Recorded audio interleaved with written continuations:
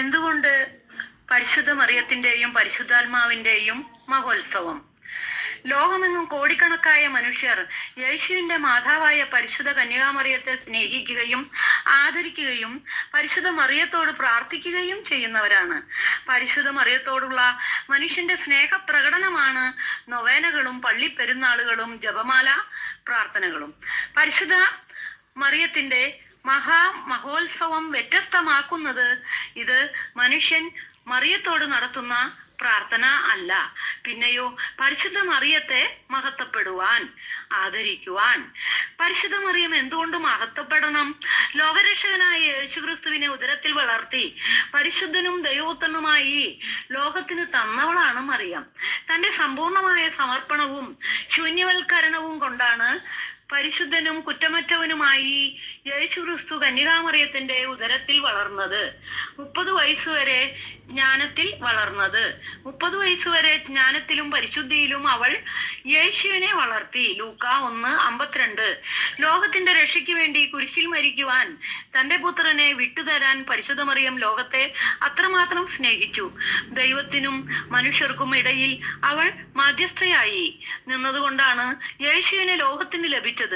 കുരിശിൽ മരിക്കാൻ വേണ്ടി യേശുവിനെ ശക്തിപ്പെടുത്താൻ പരിശുദ്ധ മറിയത്തിന്റെ സ്നേഹവും സാന്നിധ്യവും ഒരു അവിഭാജ്യ ഘടകമായിരുന്നു. യേശു ശരീരത്തിൽ സഹിച്ചപ്പോൾ പരിശുദ്ധ മറിയം ഹൃദയത്തിൽ സഹിച്ചു. അവളുടെ ഹൃദയത്തിലൂടെ കടന്നുപോയത് വാളാണ്. ലൂക്കാ 2:35. അവൾക്ക് സഹരക്ഷക എന്ന സ്ഥാനം കൊടുക്കുന്നില്ലെങ്കിൽ പിന്നെ രക്ഷാകര പദ്ധതിയിൽ അവളുടെ പങ്ക് എന്ത്? ഓഫീസിൽ ജോലി ചെയ്യുന്ന മാനേജർക്ക് സഹപ്രവർത്തകരുണ്ട്. സഹപ്രവർത്തകർ മാനേജർ ആകുന്നില്ല. പരിശുദ്ധ മറിയം രക്ഷകനായ യേശുവിന്റെ കൂടെ നിന്നവളാണ്. അവൾ സഹരക്ഷക തന്നെയാണ്. പരിശുദ്ധ മറിയം സഹരക്ഷകയാണെന്ന് കത്തോലിക്ക സഭയിലെ അനേകം വിശുദ്ധരായ മാർപ്പാപ്പമാർ പ്രഖ്യാപിച്ചിട്ടുള്ളതാണ്. പോപ്പ് വിശുദ്ധ 10 പിയൂസ് 1908, 1913, 1914. പോപ്പ് ബെനഡിക്റ്റ് നവംബർ 8 മധ്യസ്ഥയായ പരിശുദ്ധ മറിയത്തിന്റെ തിരുനാളായി 1921 പ്രഖ്യാപിച്ചു. പോപ്പ് പിയൂസ് 1933, 1934, 1935 വർഷങ്ങളിൽ. പോപ്പ് വിശുദ്ധ ജോൺ പോൾ സെക്കൻഡ് 1982, 1984, 1985, 1991 വർഷങ്ങളിൽ. ഇവരെല്ലാം മേൽപ്പറഞ്ഞ ഓരോ വർഷങ്ങളിലും പരിശുദ്ധ മറിയം സഹരക്ഷകയും മാധ്യസ്ഥയുമാണെന്ന് പ്രഖ്യാപിച്ചവരാണ്. പരിശുദ്ധ മറിയം സഹരക്ഷകയല്ല, മാധ്യസ്ഥയല്ല എന്നുള്ള വത്തിക്കാന്റെ വിളംബരത്തിന് ശേഷം യൂറോപ്യൻ രാജ്യങ്ങളിൽ പല ദേവാലയങ്ങളിലും മാതാവിനോടുള്ള പ്രാർത്ഥനകൾ ഉപേക്ഷിച്ചിരിക്കുന്നു. കത്തോലിക്ക വിശ്വാസത്തിന്റെ കോട്ടയായ ഇറ്റലിയിലെ പള്ളികളിൽ വിശുദ്ധ കുർബാന കഴിയുമ്പോൾ പുരോഹിതർ നന്മ നിറഞ്ഞ മറിയമേ എന്ന പ്രാർത്ഥന ചൊല്ലിയിട്ടാണ് ആൾത്താരോട് വിട പറഞ്ഞിരുന്നത്. എന്നാൽ ഇപ്പോൾ മാതാവിനോടുള്ള പ്രാർത്ഥന ഒരു പള്ളിയിലും ഇല്ല എന്ന് തദ്ദേശവാസികൾ റിപ്പോർട്ട് ചെയ്യുന്നു. ഈ സ്ഥിതി ഇന്ന് അനേകം രാജ്യങ്ങളിലും സംഭവിച്ചുകൊണ്ടിരിക്കുന്നു. പരിശുദ്ധ മറിയത്തെ സഭയിൽ നിന്ന് തന്നെ നിഷ്കാസനം ചെയ്യുവാനുള്ള പിശാചിന്റെ പദ്ധതിയുടെ ഭാഗമാണതെന്ന് തിരിച്ചറിഞ്ഞ് വിശ്വാസികൾ ജാഗ്രത പാലിക്കുന്നില്ലെങ്കിൽ വരും തലമുറയിൽ മാതാവ് കത്തോലിക്കർക്കും മുട്ടത്തോട് മാത്രമായിരിക്കും. അത് സഭയുടെ വലിയ തകർച്ചയ്ക്ക് കാരണമാകുമെന്ന് അറിഞ്ഞിരിക്കുക. സകല ശത്രുക്കളെയും പാദപീഠമാക്കുന്നവൾ. കർത്താവ് എന്റെ കർത്താവിനോട് അരുൾ ചെയ്തു, ഞാൻ നിന്റെ ശത്രുക്കളെ നിന്റെ പാദപീഠമാക്കുവോളം നീ എന്റെ വലതുഭാഗത്തിരിക്കുക. സങ്കീർത്തനം 110:1. മത്തായി 22:44. യേശുക്രിസ്തു മനുഷ്യനായി അവതരിച്ച് കുരിശിൽ മരിച്ച് പിശാചിനെയും അവന്റെ ആധിപത്യത്തെയും തകർത്ത് നരകത്തിൽ ഇറങ്ങി. തടവുകാരായിരുന്ന ആത്മാക്കളോട് സുവിശേഷം പ്രസംഗിച്ച് 1 പത്രോസ് 3:19. മരിച്ചവരുടെ ഇടയിൽ നിന്ന് ഉയർത്തെഴുന്നേറ്റ് സ്വർഗത്തിലേക്ക് എഴുന്നള്ളി പിതാവായ ദൈവത്തിന്റെ വലത്തുഭാഗത്ത് ഉപവിഷ്ടനായിരിക്കുന്നു. മാർക്കോസ് 16:19. യേശുവിനോട് പിതാവായ ദൈവം പറയുന്നു, ഞാൻ നിന്റെ ശത്രുക്കളെ നിനക്ക് പാദപീഠമാക്കുവോളം നീ എന്റെ വലത്തുഭാഗത്തിരിക്കുക. യേശുവിന്റെ ശത്രുക്കൾ നശിപ്പിക്കപ്പെട്ടിട്ടില്ല, തകർക്കപ്പെട്ടിട്ടേ ഉള്ളൂ. എല്ലാ ശത്രുക്കളും യേശുവിന്റെ പാദത്തിൽ കീഴിലാക്കണം. യേശു ഇനി ലോകത്തിലേക്ക് വരുന്നത് രണ്ടാം വരവ് ശത്രുക്കളെ പാദപീഠമാക്കുവാനല്ല, വിധി നടപ്പിലാക്കുവാനാണ്. അപ്പോൾ സകല ശത്രുക്കളെയും അതിനു മുൻപ് കീഴ്പ്പെടുത്തണം. അതിന് മറ്റൊരാൾ വേണം. അത് പരിശുദ്ധ കന്യാമറിയമാണ്. ഹവ്വായെ വഞ്ചിച്ച സർപ്പം എന്ന സാത്താനോട് കർത്താവായ ദൈവം പറഞ്ഞു, നീയും സ്ത്രീയും തമ്മിൽ ഞാൻ ശത്രുത ഉളവാക്കും, അവൾ നിന്റെ തല തകർക്കും. ഉൽപ്പത്തി 3:15. സാത്താന്റെ തല എന്ന അവന്റെ സാമ്രാജ്യം തകർക്കാൻ അയക്കപ്പെട്ട സ്ത്രീ പരിശുദ്ധ കന്യകാമറിയമാണ്. അവൾ എല്ലാ ശത്രുക്കളെയും യേശുവിന് പാദപീഠമാക്കും. അതിനുശേഷമേ യേശുവിന്റെ രണ്ടാം വരവ് സംഭവിക്കുകയുള്ളൂ. സകല ശത്രുക്കളെയും പാദപീഠമാക്കുന്നത് പരിശുദ്ധ മറിയം അധികാരത്തോടും ശക്തിയോടും കൂടി ശത്രുവിനെതിരെ പോരാടുമ്പോഴാണ്. ആ പോരാട്ടത്തിന്റെ ഭാഗമാണ് നഷ്ടപ്പെട്ട ആത്മാക്കൾ വീണ്ടെടുക്കപ്പെടുന്നു എന്നുള്ളത്. സാത്താൻ ചതിവിലൂടെ പാപം ചെയ്യിച്ച് കൊള്ളയടിച്ചു കൊണ്ടുപോയി അശുദ്ധാത്മാക്കളാക്കി മാറ്റിയ മനുഷ്യാത്മാക്കളെ പരിശുദ്ധ മറിയത്തിലൂടെ കർത്താവായ ദൈവം വീണ്ടെടുത്തുകൊണ്ടിരിക്കുന്നു. 1989 മുതൽ പരിശുദ്ധാത്മാവും പരിശുദ്ധ മറിയവും കർത്താവിന്റെ ദാസൻ അശുദ്ധാത്മാക്കളെയും പിശാചുക്കളെയും വേർതിരിച്ചറിയാനും അശുദ്ധാത്മാക്കൾ മനുഷ്യരുടെ ആത്മാക്കളാണെന്നും അവർക്ക് രക്ഷയുണ്ടെന്നും പഠിപ്പിച്ച് മരിച്ചവരുടെ ആത്മാക്കളോടും സുവിശേഷം പ്രസംഗിച്ച് അവരെ വീണ്ടെടുക്കാൻ 1997 കർത്താവ് കൽപ്പിക്കുകയും അത് അനുസരിച്ച് ഇന്നും നിറവേറ്റിക്കൊണ്ടിരിക്കുകയും ചെയ്യുന്നു.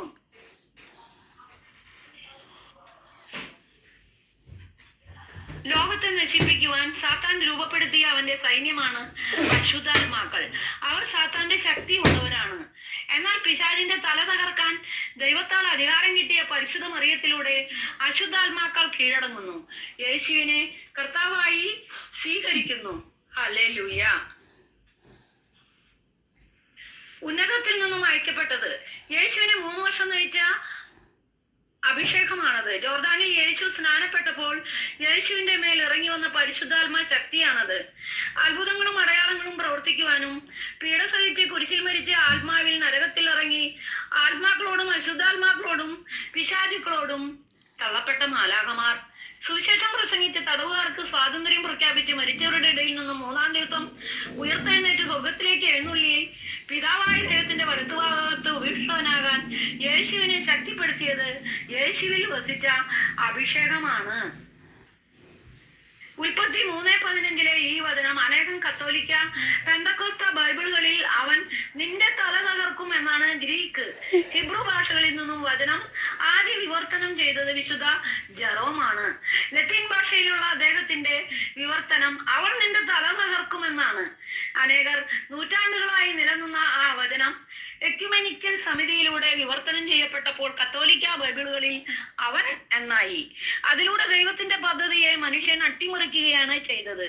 അവൾ സ്ത്രീയാണ്, അത് പരിശുദ്ധ മറിയമാണെന്നാണ് 2025 ഒക്ടോബറിൽ പോപ്പ് ലിയോ പ്രസിദ്ധീകരിച്ച മാറ്റർ പോപ്പിലി ഫിഡിക്സ് എന്ന മാർഗരേഖയിൽ പറഞ്ഞിരിക്കുന്നത്. Mary is foreshadowed in Genesis 3:15. അതിന്റെ അർത്ഥം മറിയത്തെ കുറിച്ച് മുൻകൂട്ടി സൂചന നൽകി എന്നാണ്. 1500-ാം ആണ്ടിൽ പ്രസിദ്ധീകരിച്ച ആദ്യത്തെ കത്തോലിക്ക ഇംഗ്ലീഷ് ബൈബിളാണ് ഡാറി റഹീം ബൈബിൾ. അതിലെ വിവർത്തനവും അവൾ എന്നാണ്. പരിശുദ്ധ മറിയത്തിന്റെ യുഗം വരുന്നു. കഴിഞ്ഞ 500 വർഷങ്ങളായി പരിശുദ്ധ മറിയം അനേകം ക്രൈസ്തവരിൽ തിരസ്കരിക്കപ്പെട്ടവളും അവഹേളിക്കപ്പെട്ടവളുമാണ്. പരിശുദ്ധ മറിയം ആര് എന്നുള്ള ശരിയായ അറിവ് അനേകർക്ക് ഇല്ലാതെ പോയത് കൊണ്ടാണ് അവൾ മുട്ടത്തോട് എന്ന് ആക്ഷേപിക്കപ്പെട്ടത്. എന്നാൽ ഇനി വരാൻ പോകുന്ന നാളുകൾ പരിശുദ്ധ മറിയത്തിന്റെ മഹത്വത്തിന്റെ ദിനങ്ങളാണ്. പരിശുദ്ധ മറിയത്തിന്റെ യുഗപ്പിറവിയിലാണ് നാം എത്തി നിൽക്കുന്നത്. 2026 മഹോത്സവം അതിനുള്ള ഒരുക്കമാണ്. പോർട്ട് ഗലീലയിലെ ഫാത്തിമയിൽ 1917 പ്രത്യക്ഷപ്പെട്ട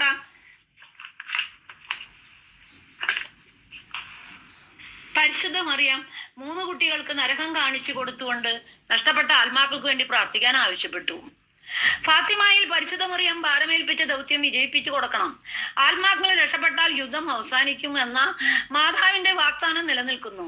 പിശാചിന്റെ ക്രൂര ഭരണത്തിൽ നിന്ന് ലോകത്തെ രക്ഷിക്കുവാൻ പരിശുദ്ധ കന്യകാമറിയത്തിന്റെ ഭരണം ഈ ഭൂമിയിൽ അതിവേഗത്തിൽ ഉണ്ടായേ തീരൂ. പിശാചിന്റെ ക്രൂരതയിൽ നിന്ന്, അടിമത്തത്തിൽ നിന്ന് സകല മനുഷ്യരും ആത്മാക്കളും സൃഷ്ടപ്രപഞ്ചവും രക്ഷപ്പെടുന്ന സുദിനങ്ങൾക്കായി പ്രാർത്ഥിക്കാം, കാത്തിരിക്കാം. ആരാണ് പരിശുദ്ധ മറിയം? പരിശുദ്ധ മറിയം ദൈവത്തിന്റെ ജ്ഞാനമാണ്. ആരാണ് ജ്ഞാനം?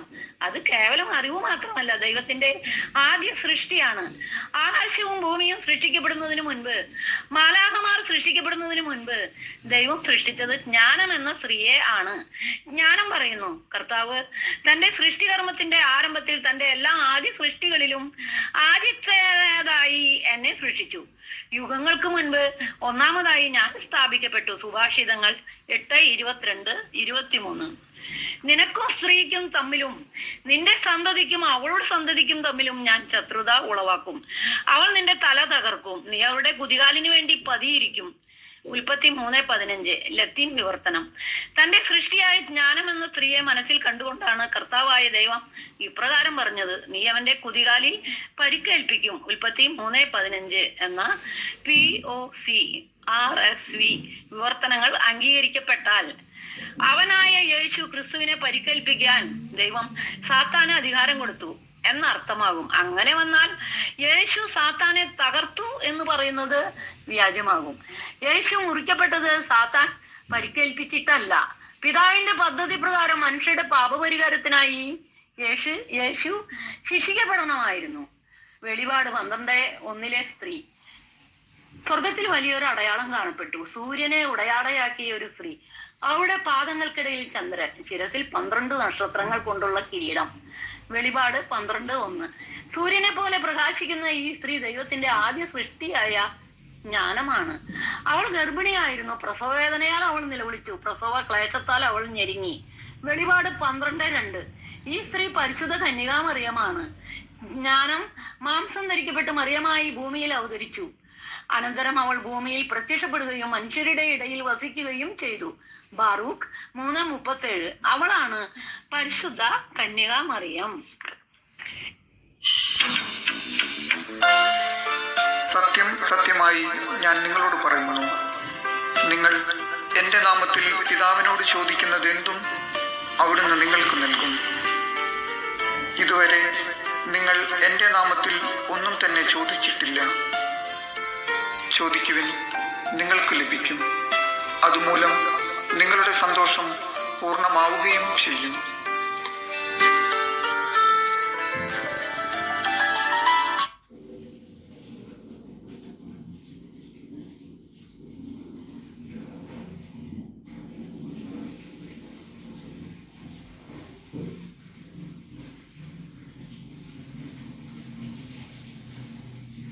എന്താണ് പ്രാഞ്ചി ജയവും തോൽവിയും?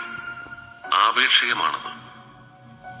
ജയിച്ചെന്ന് നമ്മൾ കരുതുന്നവർ യഥാർത്ഥത്തിൽ ജയിച്ചവരാണോ?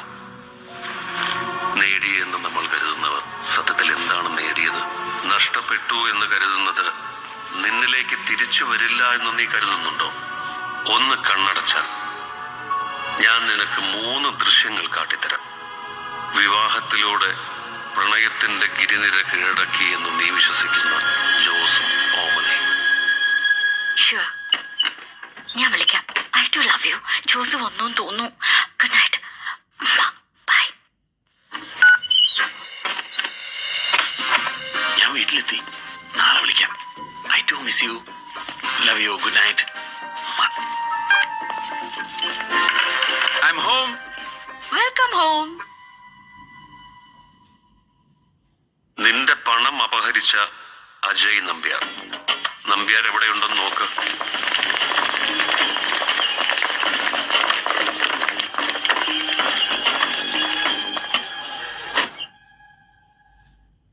പറയാൻ കഴിയാതെ പോയത് പറയാൻ നിനക്കൊരവസരം കൂടി. ഓ, താങ്ക് യു സോ മച്ച്. അതെ, ഇന്നലെ എല്ലാം കഴിഞ്ഞു. ഫ്ലാറ്റ് രജിസ്റ്റർ ചെയ്ത് കൊടുത്തു. യെസ്, തരുണിനെ സെറ്റിൽ ചെയ്തു. And I said goodbye to him forever. Okay, call you when I reach Thrissur. Bye. So, നാളെ പോവല്ലേ? അതെ, പോയി കയ്യോടെ പ്രാഞ്ചിയേട്ടൻ ദ ഗ്രേറ്റിന്റെ കമ്മിറ്റ്മെന്റ് തീർക്കും.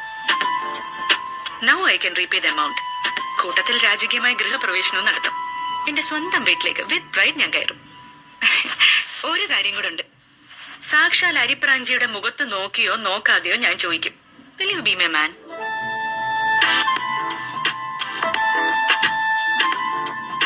മാപ്പിള എസ് എന്നാ പറഞ്ഞ ഞാൻ പ്രാഞ്ചിയേട്ടന്റെ കൂടെ ജീവിച്ച് തീർക്കും എന്റെ ലൈഫ്.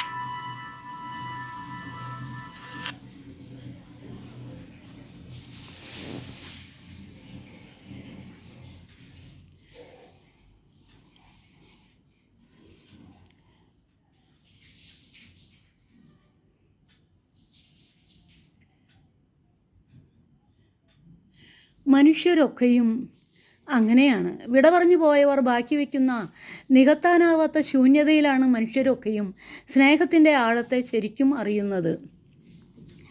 പ്രിയപ്പെട്ടവരൊക്കെ ഒപ്പമുള്ള നേരത്ത് നമ്മുടെ ധാരണ അവരൊക്കെ എന്നും അതുപോലെ ഒപ്പം കാണുമെന്നാണ്. എന്നും നടക്കുന്ന വഴിയിൽ തണലേകി പടർന്നു നിൽക്കുന്ന മരം നമ്മളത്ര കാര്യമാക്കാറില്ല.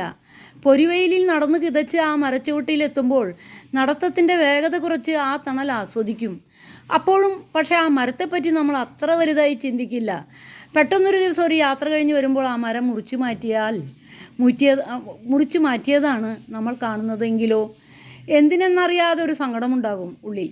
പിന്നെ അതുവഴി പോകുമ്പോഴൊക്കെ വല്ലാത്തൊരു ശൂന്യത ഉള്ളിൽ നിറയും. നമ്മൾ ഒരിക്കലും ആ മരം ഇല്ലാതാകുമെന്ന് ചിന്തിച്ചിട്ടേ ഇല്ലല്ലോ. മനുഷ്യരുടെ കാര്യവും അങ്ങനെ തന്നെയാണ്. എല്ലാവരും എന്നും ഒപ്പമുണ്ടാകുമെന്ന ചിന്തയാണ് നമുക്കൊക്കെയും. അവരില്ലാതാകുന്ന കാലം നമ്മുടെ ചിന്തയിലേ ഇല്ല. അതുകൊണ്ടാണ് അവരോട് അർഹമായ സ്നേഹം പ്രകടിപ്പിക്കുന്നതിനെക്കുറിച്ച് നമ്മൾ അധികം ചിന്തിക്കാത്തതും. അവരെങ്ങും പോകുന്നില്ലല്ലോ, പിന്നെന്താ എന്ന് മനസ്സ് പറയും. അവർ പോകും. ഒരിക്കലും തിരിച്ചു വരാത്ത ഒരു യാത്ര അവർക്കുമുണ്ട്. അത് ചിലപ്പോൾ ഒരുപക്ഷെ അപ്രതീക്ഷിതമായിരിക്കും. അത് കഴിയുമ്പോൾ മുറിച്ചു മാറ്റപ്പെട്ട ആ മരം നമ്മളെ വേദനിപ്പിച്ചതിനേക്കാൾ ഏറെ വേദനിക്കും നമ്മൾ. അവരെ കുറച്ചുകൂടി സ്നേഹിക്കേണ്ടതായിരുന്നു എന്ന് ചിന്തിച്ച് പശ്ചാത്താപിക്കും. സ്നേഹിക്കാൻ വൈകിപ്പോയതിൻ്റെ വിലാപം കേൾക്കാൻ പക്ഷെ അവരുണ്ടാകില്ലെന്ന് മാത്രം. നഷ്ടപ്പെടുമ്പോഴുള്ള തിരിച്ചറിവിലാണ് പലപ്പോഴും സ്നേഹത്തിൻ്റെ ആഴം നമ്മൾ തിരിച്ചറിയുന്നത്. പ്രിയപ്പെട്ടവർ അരികിലെ ഉള്ളപ്പോൾ അവരുടെ സാന്നിധ്യം നമുക്കൊരു ശീലമാണ്. അതുകൊണ്ടാണ് അതിനെ വിലവയ്ക്കാൻ മടിക്കുന്നത്. ആ ശീലം തെറ്റുമ്പോൾ അവരെ തിരഞ്ഞ് തുടങ്ങും. അന്ന് ഇനിയൊരിക്കലും അവരെ കണ്ടുകിട്ടില്ലെന്ന് തിരിച്ചറിവ് ഒരു മുള്ളുപോലെ ഹൃദയത്തിൽ തറയ്ക്കും. സമയവും സാഹചര്യവും അതിവരുവോളം ഉണ്ടായിട്ടും അവർക്ക് നൽകാതെ മാറ്റിവെച്ച ക്ലാവ് പിടിച്ച സ്നേഹം ജീവിതകാലം മുഴുവൻ നമ്മളെ വേട്ടയാടും. പ്രിയപ്പെട്ടവരെ പറ്റി ഓർക്കുമ്പോൾ കുറച്ചുകൂടി സ്നേഹിക്കാമായിരുന്നു എന്ന കുറ്റബോധത്തിൻ്റെ ചിന്ത നമ്മളിൽ നിറയാതിരിക്കട്ടെ. കടപ്പാട്, ജയേഷ് മൈനാഗപ്പള്ളി. എല്ലാവർക്കും മദേഴ്സ് ഡേയുടെ ആശംസകൾ പ്രാർത്ഥിച്ചുകൊണ്ട് നന്മ വരട്ടെ എല്ലാവർക്കും. Good night.